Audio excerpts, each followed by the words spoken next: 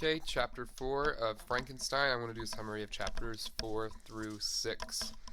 I read the first 10 chapters kind of in one sitting and took all the notes, but I wanted to break it up in tiny little segments to make it more digestible.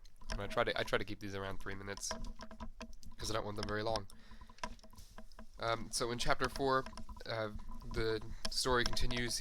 The main character Victor Frankenstein is making strong progress in its studies to the point that he makes the equipment he's using in his chemistry class better than it was at the university, and his professors really start to look at him as more of an equal rather than a pupil. And then he also begins to become intrigued by life, is what it says. I remember in the book he talks about just becoming to have a vested interest in anatomy and physiology to the point where um, he learns to give things life in his study. And then he kind of has this big monologue almost of thought of kind of if he can give life, then what does that mean and stuff like that. And so he starts a human experiment to make a human with the intent of it not even working, but just to maybe lead a way for people in the future.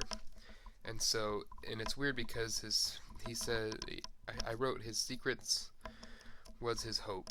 So basically, him working and getting it done is the hope that he had to keep going on.